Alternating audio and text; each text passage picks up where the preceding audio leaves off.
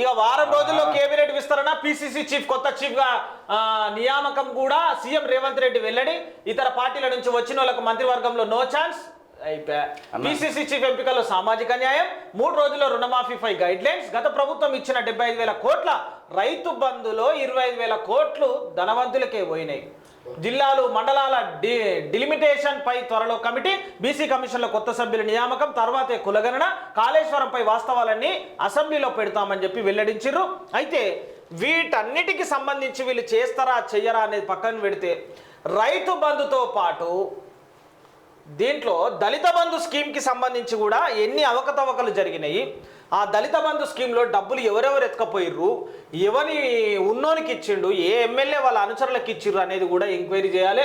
ఇంకా 2వ దఫాలో కూడా దళిత బంధులో ఎంపికైనటువంటి అభ్యర్థులందరికీ కూడా ఒక చిన్న కన్ఫ్యూజన్ ఏముందంటే, దళిత బంధు అనేటువంటి స్కీమ్ని మళ్ళా కాంగ్రెస్ పార్టీ కనుక కొనసాగిస్తే ఈ 2వసారి ఎంపికైనటువంటి వ్యక్తులందరినీ కూడా క్షుణ్ణంగా పరిశీలించి వాళ్ళకి ఇస్తుందా, లేకపోతే తూచ్ అవన్నీ కాదు మళ్ళా కొత్తగా ఎంపిక చేసేటువంటి విధానం ఉందా, అసలు దళిత బంధే లేదు బై దళిత బంధు పెట్టం స్కీమ్ అనేటువంటి ఆలోచన తీసుకుంటుంది అనేది కూడా రేవంత్ అన్న చెప్పాల్సినటువంటి మాట.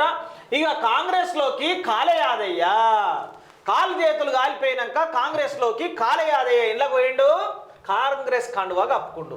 అయితే చేవెళ్ల బీఆర్ఎస్ ఎమ్మెల్యే కాలయాదయ్య కాంగ్రెస్లో చేరారు. శుక్రవారం ఢిల్లీలో సీఎం రేవంత్ రెడ్డి, పార్టీ వ్యవహారాల ఇన్ఛార్జ్ దీపాదాస్ నుంచి సమక్షంలో ఆయన కాంగ్రెస్ కండువా కప్పుకున్నారు. ఇప్పటి వరకు బీఆర్ఎస్ కు గుడ్ బై చెప్పిన ఎమ్మెల్యేల సంఖ్య 6కు చేరింది. మరో 6కు కూడా రానుంది. ఇక కేసీఆర్ వెంటనే అక్కడ ఉండి నిలిచిపోయేటువంటి వ్యక్తుల పేర్లు చూసుకున్నట్టయితే పల్లరాజేశ్వర్ ఉంటాడు, హరీష్ రావు ఉంటాడు, కేసీఆర్ ఉంటాడు, కేటీఆర్ ఉంటాడు, ఆర్మూర్ పాండన్ ఉంటాడు, ఆర్మూరు జీవన్ ఉంటాడు. ఇక ఇంకో ఆయన ఉన్నాడు పల్లరాజేశ్వర్ రెడ్డి, జగదీశ్వర్ రెడ్డి కరెంటుకు జగదీష్. ఇక నాకు తెలిసి గంగుల కమలాకర్ అయితే పోయేటట్టే ఉంది.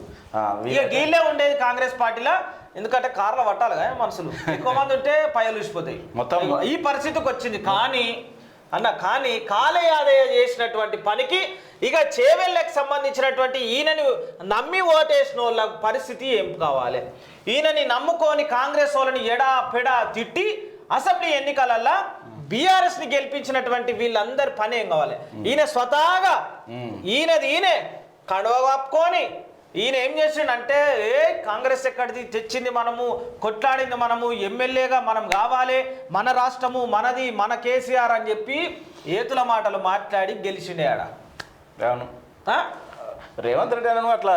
మరి ఇప్పుడు ఇట్లా లోపల పిలిచేటోళ్ళు పిలుస్తారే, ఏమన్నా పోయేటోళ్ళు కానీ ఉండాలిగా, అది ఏంది ఏం కథ అనేది. ఇప్పుడు వాళ్ళ ప్రభుత్వం కూలిపోతుంది అనుకుంటే అనుకోవచ్చు, అది ఇంత మెజారిటీ 80 దాకా వచ్చినాయి, ఇప్పుడు 73 దాకా ఉన్నాయి. అట్లా పోయినావు నువ్వు, నాకు అర్థమవుతలేదే. కాంగ్రెస్ పార్టీకి 65 మంది ఉన్నారన్న, 65 మంది ఎమ్మెల్యేలు. ఇప్పుడు వీళ్ళు 6గురు, మళ్ళీ ఎంఐఎం పార్టీ దగ్గర సిపిఐ ఒకటి, ఇంకా అవన్నీ ఉన్నాం కూడా ఏం భద్రత ఉంది కదా, దాన్ని ఎవరు కొలుస్తారు కాంగ్రెస్ పార్టీని? అవుతుంది ఏంది ఏమైతే రేవంత్ రెడ్డి నాకు అపనమ్మకం ఏర్పడదు. ఎప్పుడు కూలిపోతున్నావు అదే ఏమన్నా ఉన్నదా ఏంది, ఏమైనా పెట్టి రానే మీకు, నాకు అర్థమవుతలేదు.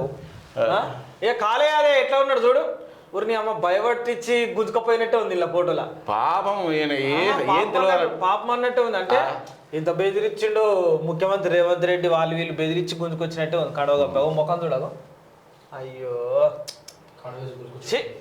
ఇజ్జత్ తీసినావు కదా.